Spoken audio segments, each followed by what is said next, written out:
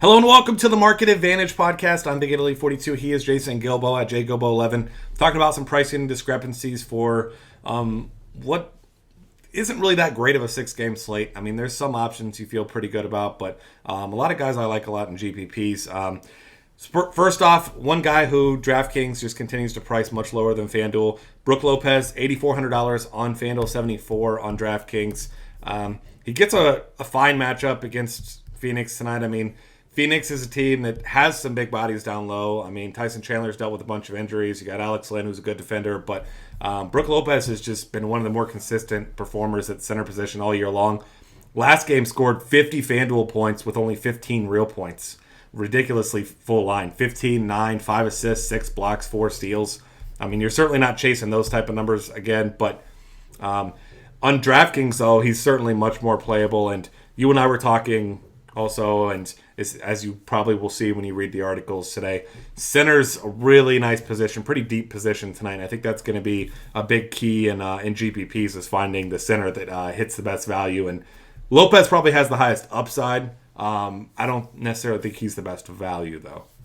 Yeah, I kind of agree with you there. I think there's so many guys. I mean, if you're looking at DraftKings, you like Vucevic there, his price, Okafor. So, I mean, they probably have, just for that mid 6,600 range on DK, we were both talking, probably rostering two centers tonight in our DK lineups just because it's so stacked while the other positions are a little bit weaker. Lopez, you just got to love the floor he brings each night. And looking at Phoenix, decent defense, but he's battled with tons of big bodies before and just continues to come out on top. Yeah, I'm a big fan of his. And then a guy who's been a popular cheap play recently, Isaiah Canaan, $4,400 still on FanDuel, $5,000 on DraftKings. And while this hasn't been a guy that's much of a GPP play because he's very scoring dependent, doesn't have a huge ceiling, but played 30 or more minutes in 4 straight games now, 28 or more in 5 straight, and he's just consistently scoring in the low to mid 20s, I guess upper 20s if you're looking at DraftKings. And facing a Lakers team that we know is terrible against guards. They're terrible against everyone really, but specifically guards. He makes for a nice value play once again, but not necessarily a guy I'm really going to play much of in GPPs because, like we said, you've seen games he's scoring over 20 real points and still not even cracking 30 fantasy points. So, real nice cash game play, though, that's a little bit cheaper on FanDuel. Yeah, the upside really isn't there with Canaan. You're just not enough of a peripheral guy there. He's only averaging 2 to 3 assists per game, which is not good for a point guard at all.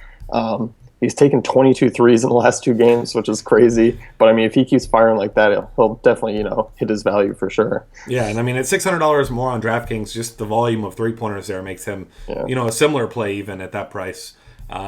Speaking of that game, the battle of the 2 worst teams in the entire world, this next guy does have upside, and he's got a price discount there. $6,100 on FanDuel, $53 on DraftKings. Jordan Clarkson, a guy who's playing big minutes now. 5 of his last 6, he's played at least 32 minutes. Coming off of 2 of his better performances of his career, really. 22, 10, and 6 against Indy. In 39 minutes with 0 turnovers. He's done a really good job of taking care of the ball. Obviously, taking on guys like Isaiah Canaan on the other side. Philly also not a good defensive team. This game has a low total because there's not very many good offensive players, not because there's great defensive players necessarily.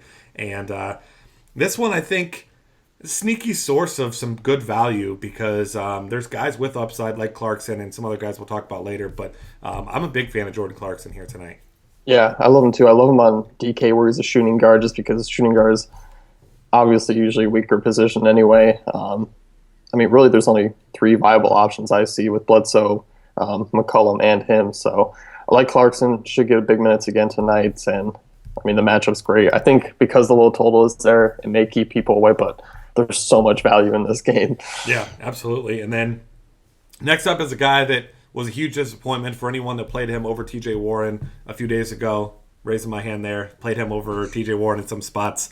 But Rondae Hollis-Jefferson had been a pretty consistent performer there for a little while. He's a guy that you usually expect to see, upper 20s, right around 30 minutes. He's $4,200 on FanDuel, $49 at shooting guard on DraftKings.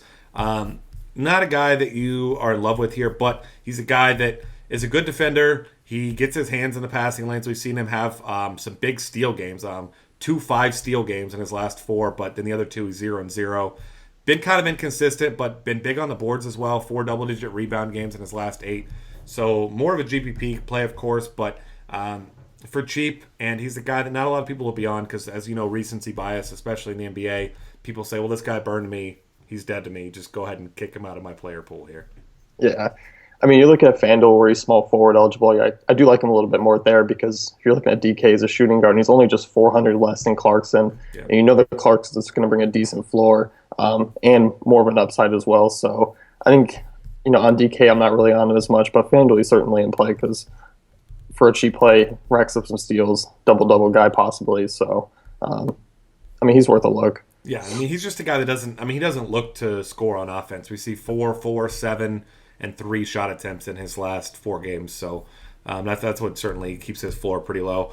Next up, Victor Oladipo, and this is more of a pricing discrepancy than it is a play you love. But since going down to the bench, though, 26 minutes, 32 DK points, 24 minutes, 39, 30 minutes, 44. So the minutes aren't necessarily there, but the upside certainly is. He's 7,500 on FanDuel. Not a big fan of that there, but 66 on DraftKings with some upside. Facing the Minnesota team, he's going to see. He's a big usage guy off the bench now.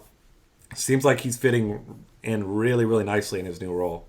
Yeah, I really like him off the bench. Oladipo's a great fantasy points per minute guy when he has the ball in his hands, and if he's going to take control of the second unit, which it still features actually a fair amount of starters because Orlando's, they run their starters heavily, but Oladipo's come on and been great off the bench. I think he's a great tournament play tonight.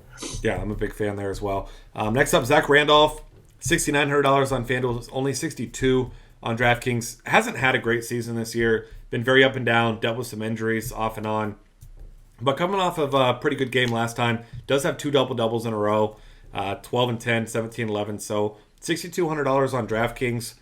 Not a guy that I think has huge upside in a tournament. We've really only seen him have just that one big game this year, and that was a game he wasn't even really supposed to play. He was listed as doubtful, questionable, game time decision, whatever it may be, and then ended up playing. But for tonight, especially on DraftKings with that double-double bonus, I like him as a cash game play despite the tough matchup.